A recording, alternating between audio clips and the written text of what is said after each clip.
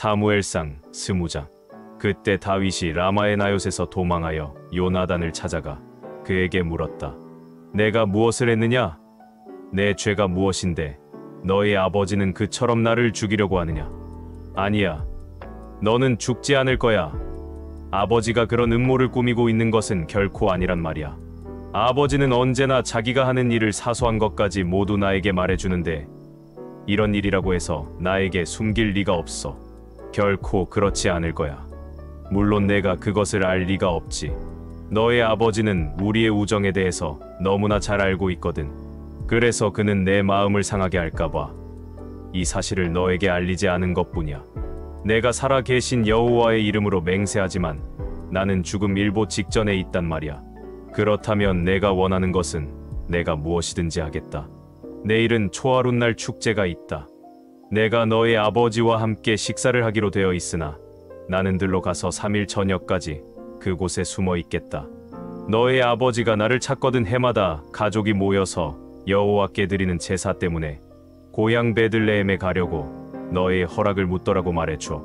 만일 너의 아버지가 좋다 하고 말하면 나는 안전할 것이다. 그러나 너의 아버지가 화를 내면 그가 나를 죽이기로 작정한 줄 알아라. 너는 언약으로 맺은 나의 형제이다. 그러니 이 부탁을 들어다오. 내가 너의 아버지께 범죄한 것이 있거든 내가 직접 나를 죽여라. 구태여 너의 아버지에게까지 데리고 가서 죽일 필요는 없지 않느냐? 그런 생각은 하지도 말아라. 아버지가 너를 죽일 계획을 꾸미고 있다는 것을 내가 알면 내가 너에게 말하지 않을 것 같으냐? 만일 너의 아버지가 너에게 엄하게 대답한다면 누가 그것을 나에게 말해주겠느냐? 들로 나가자. 그러고서 그들은 함께 들로 나갔다. 그때 요나단이 다윗에게 말하였다. 내가 내일 이맘때나 아니면 늦어도 모레 이맘때는 너에 관해서 아버지와 이야기해보고 아버지가 너를 어떻게 생각하는지 즉시 너에게 알려줄 것을 이스라엘의 하나님 여호와의 이름으로 약속한다. 만일 아버지가 화를 내시고 너를 죽이려고 하는데도 내가 이것을 알려 내가 도망할 수 있도록 하지 않으면 여호와께서 나를 죽이시기 원한다. 여호와께서 내 아버지와 함께 하셨던 것처럼 너와 함께 하시기를 바란다. 그리고 너는 내가 사는 날 동안 여호와의 사랑을 나에게 베풀어 내가 죽지 않도록 할 뿐만 아니라 여호와께서 너의 모든 원수들을 완전히 멸망시키신 다음에도 내 가족에게 사랑과 친절을 베풀 것을 잊어서는 안 된다.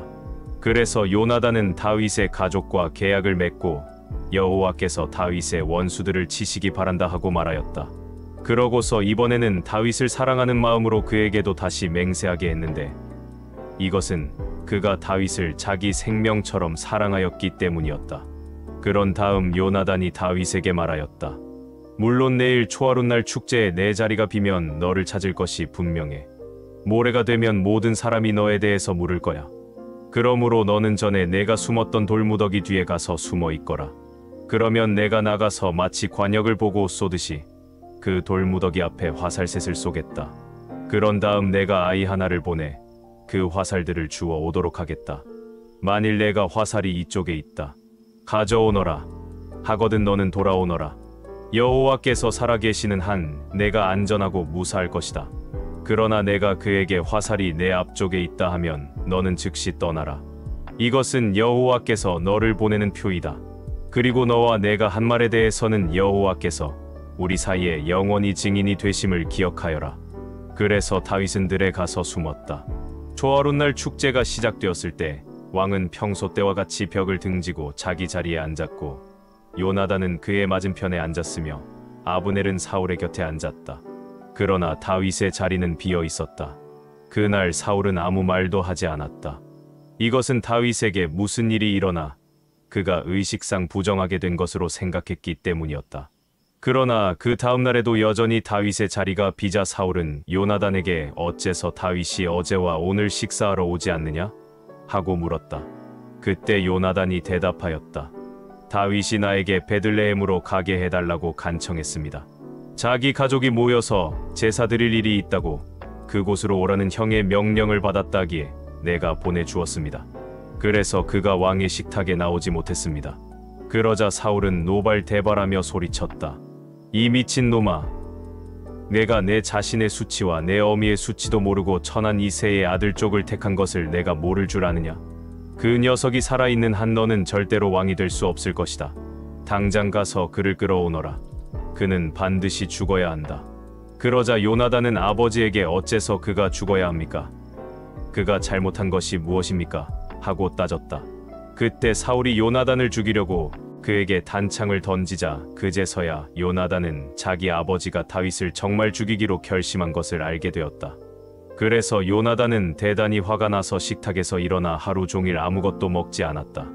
이것은 그처럼 다윗을 모욕하는 자기 아버지의 태도를 보고 무척 마음이 상했기 때문이었다. 다음 날 아침 약속한 대로 요나단은 아이 하나를 데리고 들러나가 그에게 너는 달려가서 내가 쏘는 화살을 찾아오너라 하였다. 그 아이가 달려가자 요나단은 그의 위로 지나가도록 화살을 쏘았다. 그 아이가 화살이 떨어진 곳까지 거의 갔을 때 요나단은 화살이 내 앞쪽에 있다. 어물어물하지 말고 빨리 주워 오너라 하고 외쳤다. 그래서 그 아이는 재빠르게 화살을 주워 주인에게 돌아왔다. 물론 그 아이는 요나단이 그렇게 하는 이유를 알지 못했으며 단지 요나단과 다윗만 알 뿐이었다. 그때 요나단은 자기 활과 화살을 그 아이에게 주면서 그것을 가지고 성으로 돌아가라고 하였다. 그 아이가 떠난 후에 다윗은 숨어있던 돌무더기 뒤에서 일어나 요나단 앞에 무릎을 꿇고 땅에 엎드려 3번이나 절하였다. 그런 다음 다윗과 요나단은 서로 붙들고 입을 맞추며 흐느껴 울기 시작했는데 다윗이 더욱 심하게 울었다. 이때 요나단이 다윗에게 말하였다. 잘 가거라. 우리는 여호와의 이름으로 서로의 우정을 약속하고 너와 나 사이에 그리고 내 자손과 내 자손 사이에 여호와께서 영원한 증인이 되실 것이라고 말하였다. 그런 다음에 그들은 서로 헤어져 다윗은 떠나고 요나단은 성으로 돌아왔다. 고린도전서 2장. 형제 여러분, 내가 여러분에게 하나님의 말씀을 전할 때 고상한 말이나 인간의 지혜로 하지 않았습니다. 그것은 내가 여러분과 함께 있는 동안 예수 그리스도와 십자가에 못 박히신 그분의 죽음 외에는 아무것도 알지 않기로 결심했기 때문입니다. 그래서 여러분과 함께 있을 때 나는 약하였고 두려워하였으며 몹시 떨었습니다. 내가 가르치거나 전도할 때 지혜의 설득력 있는 말로 하지 않고 성령님의 능력으로 한 것은 여러분의 믿음이 사람의 지혜에 의존하지 않고 하나님의 능력에 의존하도록 하기 위해서였습니다. 그러나 우리는 믿음이 성숙한 사람들 가운데서는 지혜를 말합니다. 그 지혜는 이 세상의 지혜나 곧 망하게 될 통치자들의 지혜가 아니라 감추어진 신비로운 하나님의 지혜입니다. 그것은 하나님께서 우리의 영광을 위해 세상이 만들어지기 전에 미리 마련해 놓으신 것입니다. 그러나 이 세상 통치자들은 그 지혜를 몰랐습니다. 만일 그들이 알았더라면 영광의 주님을 십자가에 못 박지 않았을 것입니다. 그것은 성경에 아무도 보거나 듣거나 생각조차 못한 것을 하나님은 자기를 사랑하는 사람들을 위하여 준비해 두셨다 라고 한 말씀과 같습니다. 하나님께서는 성령님을 통해 그 비밀을 우리에게 알려주셨습니다. 성령님은 모든 것을 살피심으로 하나님의 깊은 것까지도 알아내십니다. 사람의 생각을 그 속에 있는 영 외에는 아무도 알 수 없듯이 하나님의 생각도 하나님의 영 외에는 아무도 알지 못합니다. 우리는 세상의 영을 받지 않고 하나님께서 주신 성령을 받았습니다. 이것은 하나님이 우리에게 은혜로 주신 선물을 우리가 알 수 있도록 하기 위한 것입니다. 이것을 말하는데도 우리는 인간의 지혜에서 난 말로 하지 않고 성령님이 가르치신 말로 합니다.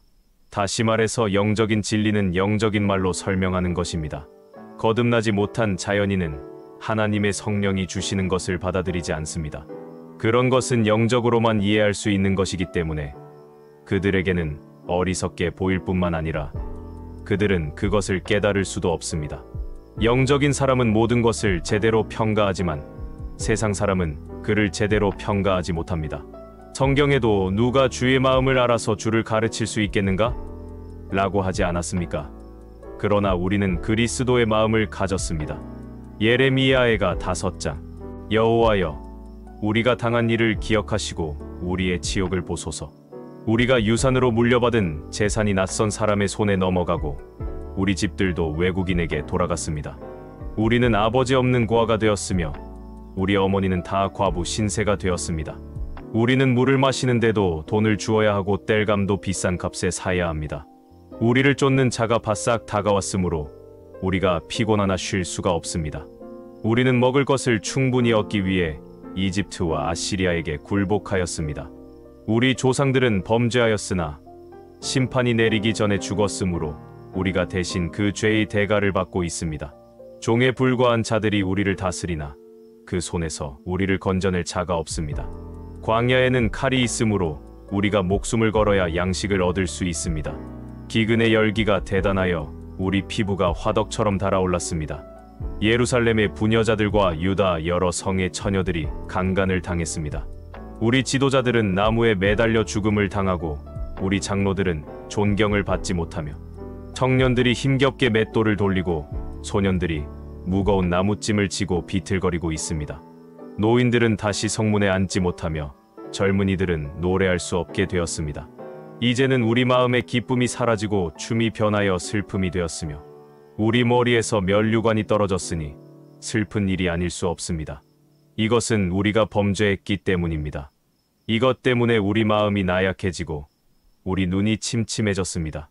시온산이 황폐하였으므로 여호가 거기서 어슬렁거리고 있습니다. 여호와여, 주는 영원히 다스리시며 주의 보좌는 대대로 있습니다. 주는 어째서 우리를 잊으시며 이처럼 오랫동안 우리를 버리십니까? 여호와여, 우리를 돌이키셔서 우리가 다시 주께 돌아가게 하시며 우리를 새롭게 하셔서 다시 옛날처럼 되게 하소서. 주께서 우리를 버리셨습니까? 주께서 우리에게 분노하심이 너무 심하십니다. 시편 36장. 죄가 악인들의 마음 깊숙이 숨어 있어 한결같이 악한 짓을 충동함으로 그들의 눈앞에는 하나님을 두려워함이 없다. 그들은 자만하여 자기들의 죄가 드러나지 않을 것이며 그 죄의 대가도 받지 않을 것이라고 스스로 생각한다. 그들이 말하는 것이 다 악하고 거짓되니 그들은 지혜롭고 선한 일을 이미 저버렸다. 그들은 잠자리에 누워서 악한 일을 곰곰이 생각하며 죄악의 길에 자신을 맡겨 악을 거절하지 않는구나.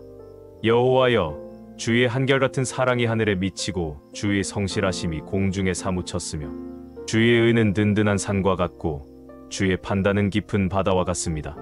여호와여, 주는 사람과 짐승을 다같이 보호하십니다. 하나님이시여, 주의 사랑은 정말 소중합니다. 모든 인류가 주의 날개, 그늘 아래 보호를 받고 있습니다. 모든 사람이 주께서 공급하시는 풍성한 음식으로 배불리 먹고 주의 기쁨의 강물을 마시고 있습니다. 주는 생명의 원천이시므로 우리가 주의 빛 가운데서 빛을 봅니다. 주를 아는 자들에게 주의 한결같은 사랑을 계속 베푸시고 마음이 정직한 자들에게 주의 구원을 베푸소서. 교만한 자들이 나를 짓밟지 못하게 하시고 악인이 나를 쫓아내지 못하게 하소서. 악인들이 넘어진 것을 보소서. 그들이 엎드러져 다시 일어날 수 없습니다.